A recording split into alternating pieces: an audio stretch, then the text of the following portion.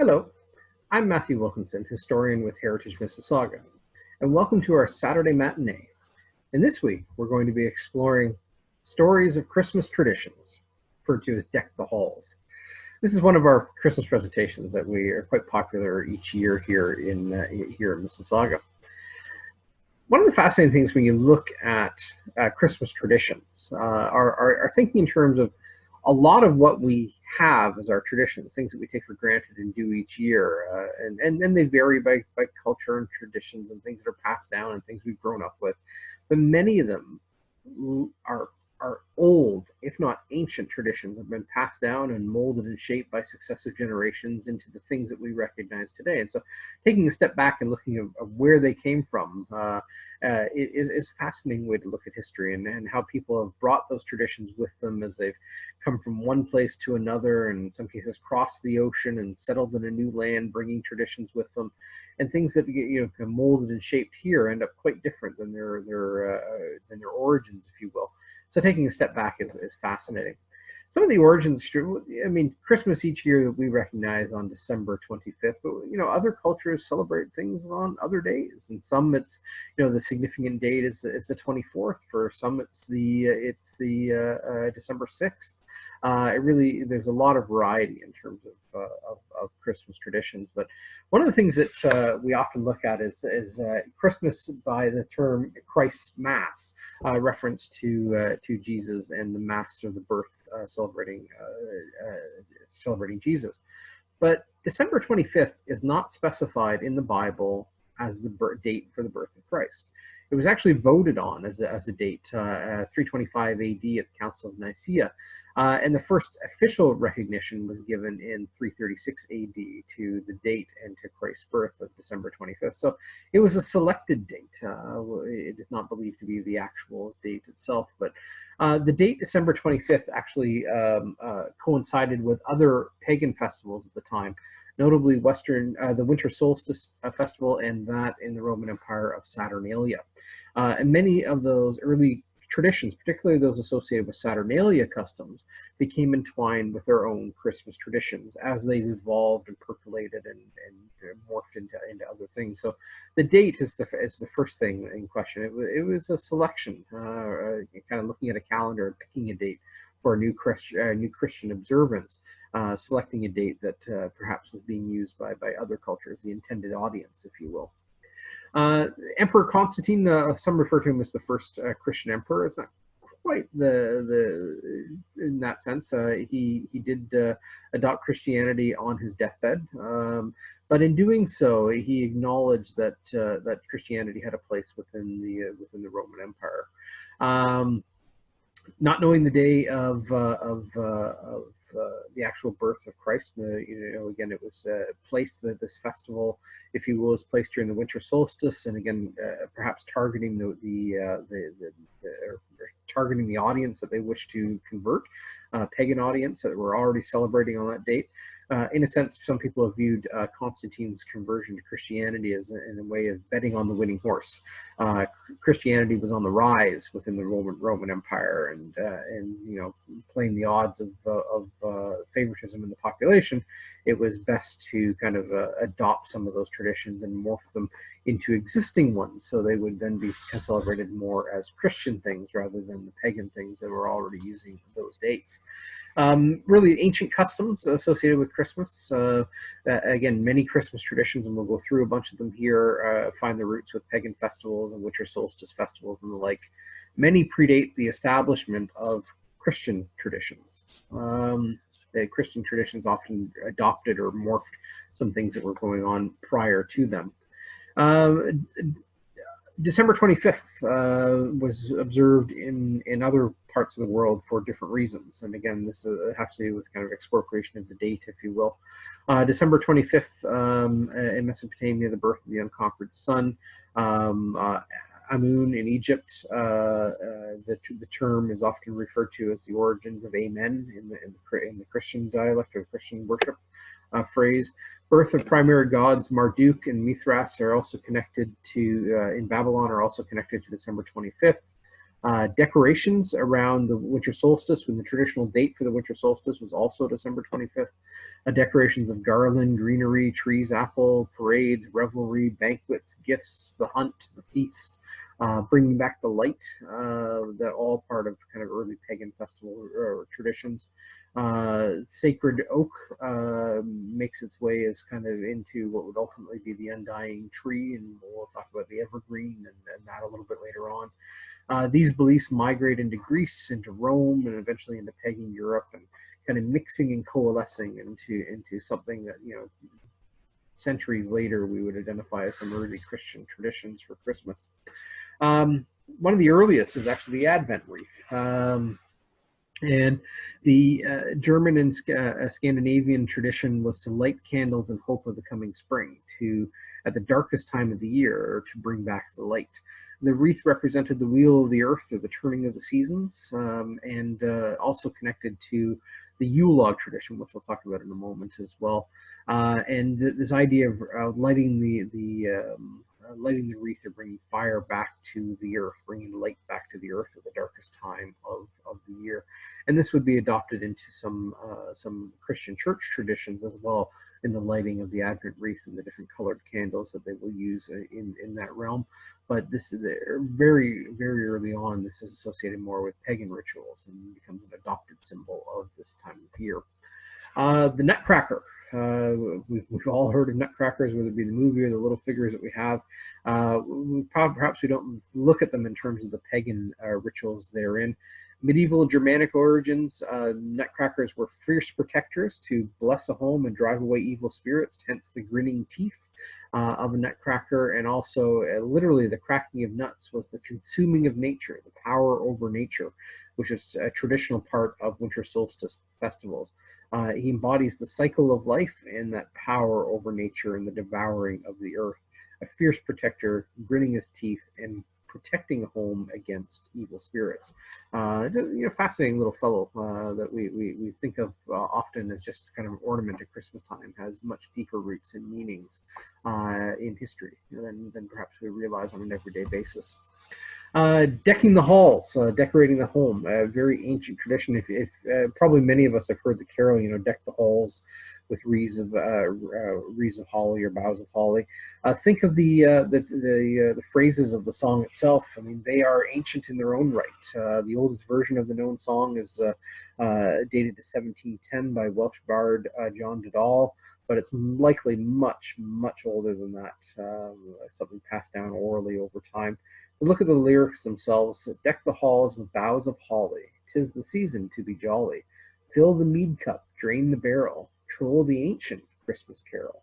See the flowing bowl before us. Strike the harp and join the chorus. Well, think of just some of those lines. 'Tis the season to be jolly, to frolic.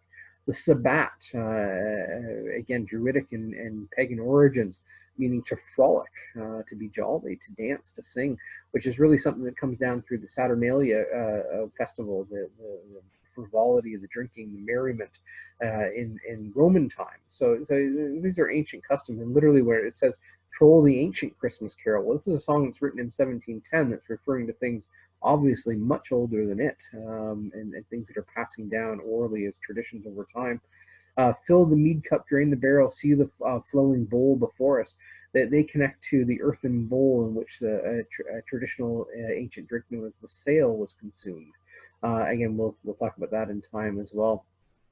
Strike the harp and join the chorus. Singing, music, dancing, caroling, all part of these ancient traditions, if you will. In terms of decorating or decking the halls, greenery, especially pine and cedar, were used, as were holly, mistletoe, and rosemary, all signs of the undying nature, if you will, the evergreen in terms of its term. It did not lose its leaves, of course, in the winter. And some of them had special, whether it be scents or whether it be spirits attached to them. Mistletoe, for example, and holly each had their own meanings, if you will, within those communities. And so very important as to the symbols of decoration and kind of what they stood for and what they meant. Mistletoe being one of them that we just talked about. Mistletoe, referred to as kind of the golden bough of Greek mythology, seen as a remedy for barrenness and an antidote to poison. Romans considered it good fortune. But you're supposed to hang it high. Don't ever let it touch the floor. It loses its power. It loses its magic. That's one of the ways it kind of got to the point of being hung from a door frame, if you will. And passing underneath it, the kissing associated with the mistletoe, that's Scandinavian. A little bit later on, we're really attaching back to the Roman times of an antidote to barrenness, or bringing on affection and love, and ultimately children as a result, and all part of that story. Mistletoe is amazing in the sense that it can survive a drought, and it blossoms during the winter solstice. So it's one of the few flowers that came to life in the winter, and so there's a kind of a magic quality to mistletoe. Yuletide, or Yule. Norse and Germanic origins connected with the winter solstice festival. They associated with the winter hunt, the wild hunt, and the feast, if you will, the consuming of nature. The Yuletide festivals traditionally lasted 12 days. Where else have we heard that? 12 days of Christmas. You have a lot of these traditions where things of Yule are about the consuming of nature. And if you don't think we do those things today, well, how about the Yule log? No, not the log you burn in the fireplace, but the one that you eat. Kind of one of those, modern variations of a pagan tradition of the consuming of nature. Think about that the next time you have one of those chocolate or vanilla logs at Christmas time. Yule associated again with the longest night of the year. We know the solstice today on December 21st, but traditionally it was December 25th was the date of the solstice. What was again anticipated as the longest night of the year. And the Yule log was a giant log that would be lit in the hearth of a family home. And the tradition was to keep it burning all through the day and night, 24 hours to consume the log, to drive the spirits away and to bring back the light of the season, the turning of the season, the welcoming back of the spring. Yule log is transition in time, maybe a variation of the Advent wreath, but lighting the log with candles, the same idea. And not that far away, the consuming of a Yule log by eating it, and the chocolate treat we have this time of year. It's all part of that early pagan culture traditions that have passed down over time.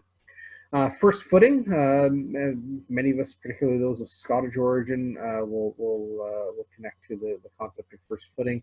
Originally associated with December 6th, which is another significant date on the Christmas calendar, but over time that moves to December 25th, and then ultimately to January 1st, or the New Year's Day. And it begin a story of welcoming back the spring and beginning life anew, and bringing good fortune to a home. It's considered to be a best tradition or best luck to the home of the coming year if the first person to cross your threshold of a house on New Year's Day is a dark-haired man bearing coal or wood. That's something to burn, whiskey, something to drink, and money should be to be presented to the homeowner will bring good fortune to the house. Being the first person into the house after midnight on January 1st. Again, male, dark-haired is considered to be the most lucky charm you can bring to a house for the first person to cross the threshold.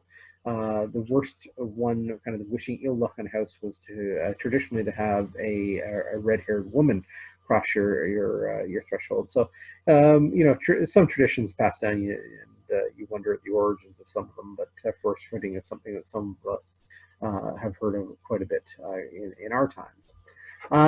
Traditional colors of Christmas. Again, we think of the reds and in some cases the blues and the golds and the like, kind of passing as Christmas colors, and we don't think of the ancient origins of Christmas colors.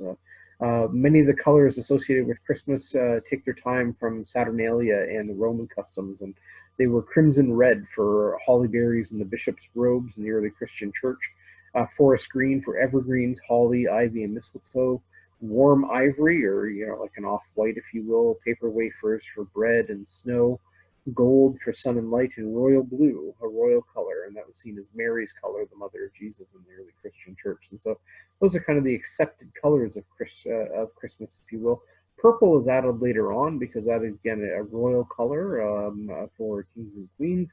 But nonetheless, your traditional colors are associated very early on with Saturnalia custom and Roman customs, and those colors come forward in time and are adopted by Christian churches to have other meanings.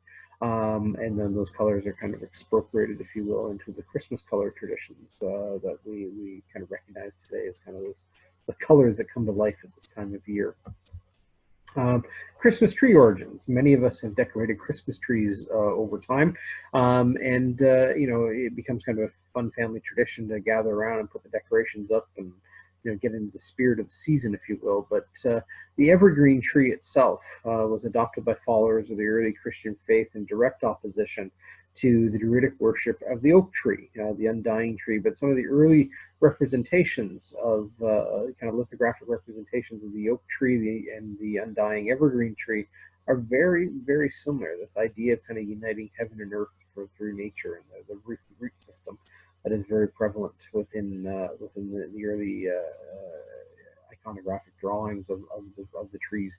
The evergreen was seen as an undying tree of life. It didn't shed its leaves, and it survived year after year in the same form, kind of deeply entrenched in the earth around it. So it had a kind of a mystical quality for those that sought to oppose the early Druidic worships of the oak tree.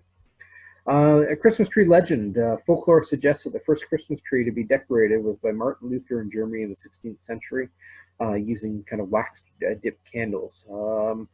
Stars twinkling around snow-colored treetops gave the Martin Luther the inspiration to take a tree home and to decorate it.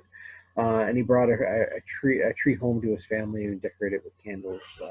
Hence the kind of tradition of bringing nature indoors and of combining light with the returning of the season and the observance of Christmas.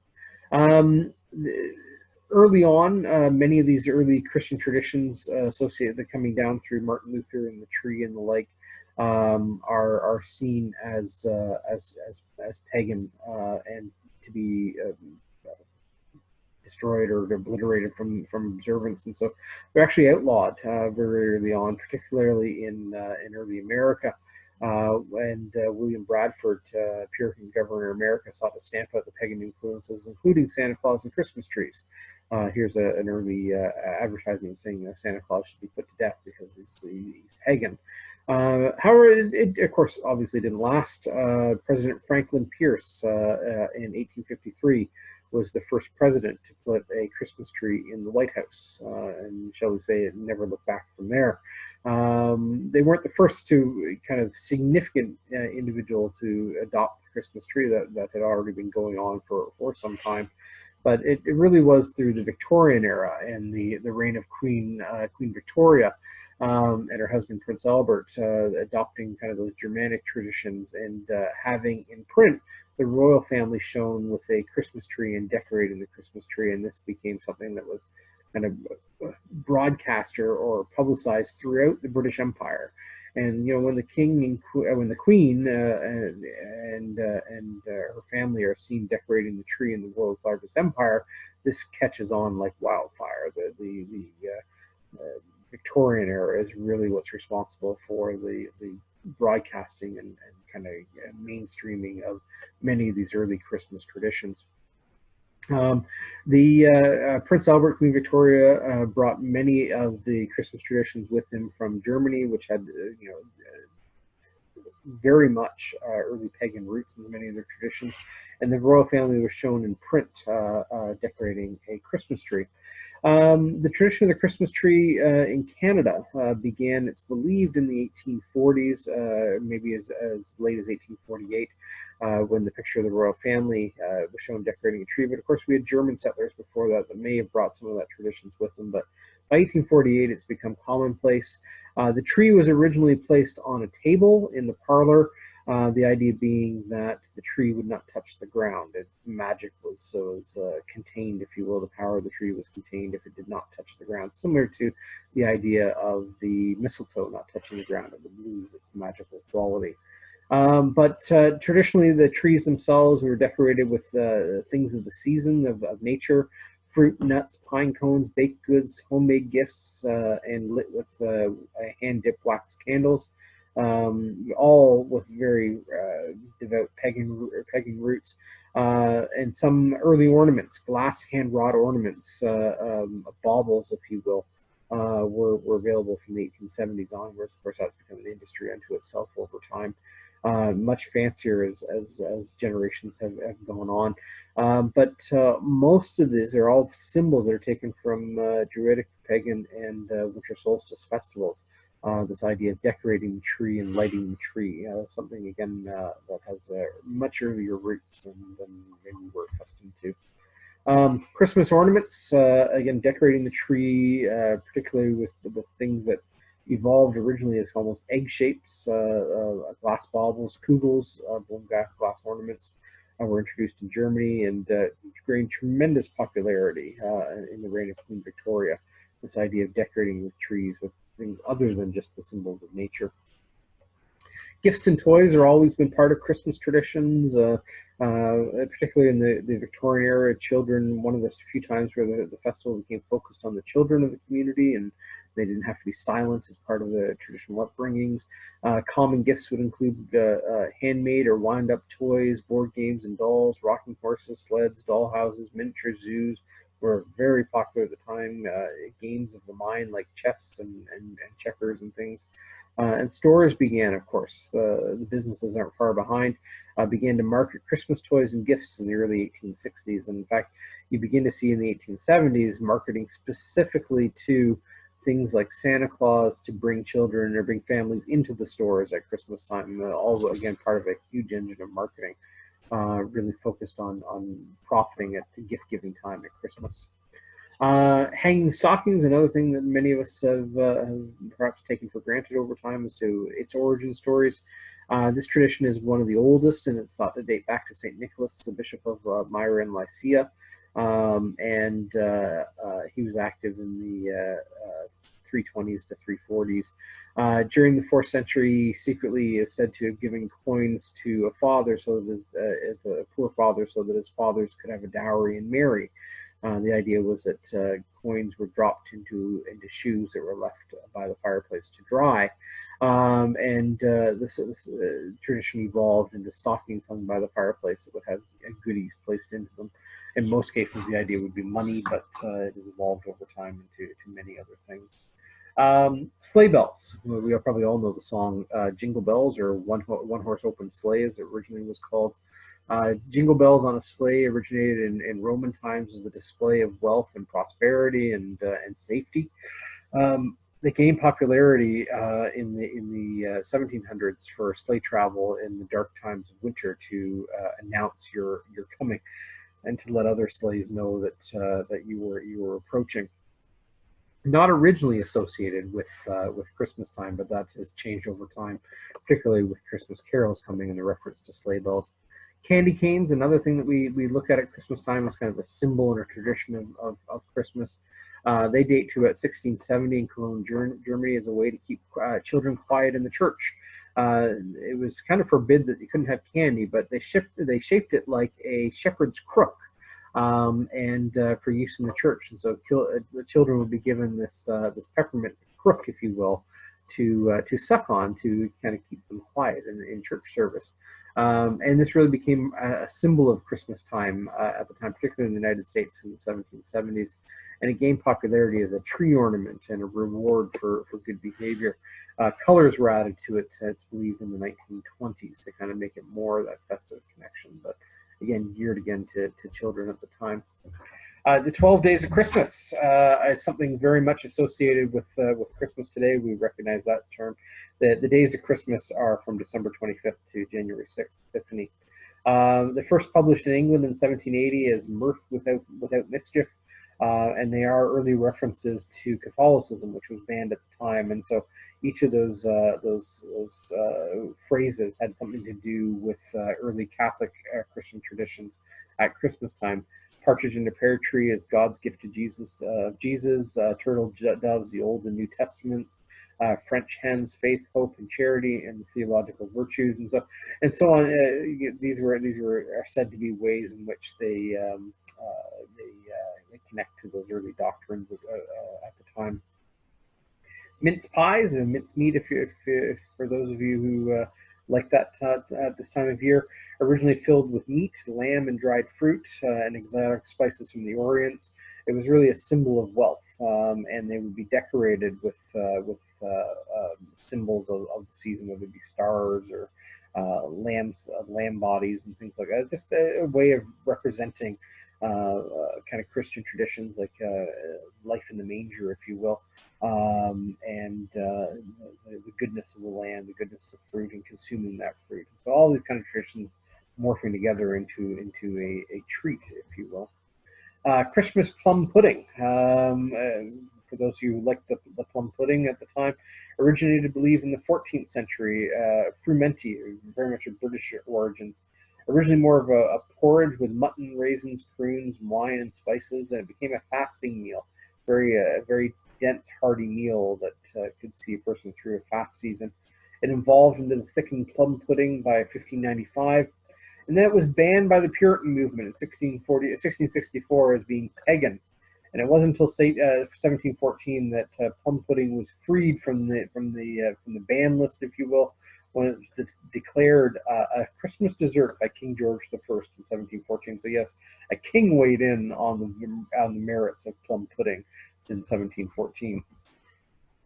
Wassailing, something we know today more connected to the custom of caroling, which we'll talk about in a moment. But origins of wassailing are uncertain and involve both a drink and the custom of singing and visiting your neighbors in merriment, drinking as you went from neighbor to neighbor, and so you'd get successively more drunk as each neighbor that you visited. And again, connected to caroling.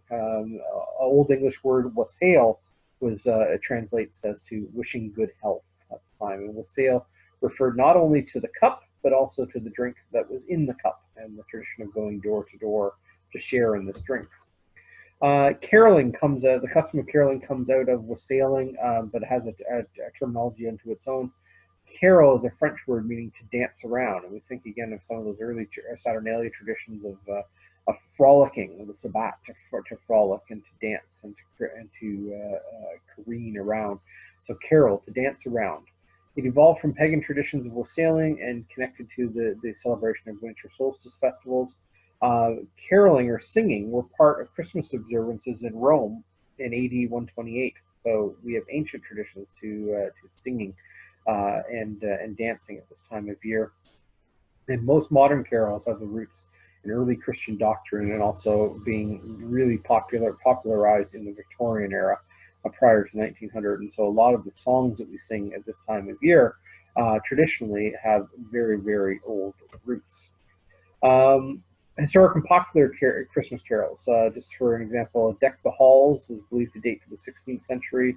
O Christmas Tree to the 16th century. Joy to the World, 1719.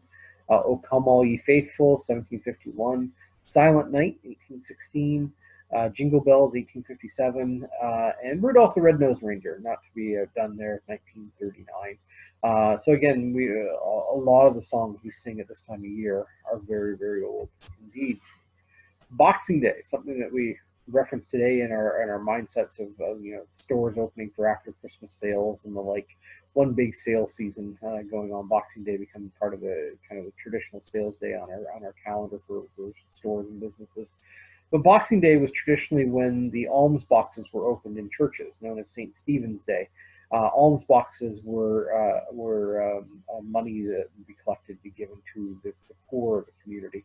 In Holland, the alms boxes were made of earthenware jugs that looked like little pigs. Piggy bank is born out of those.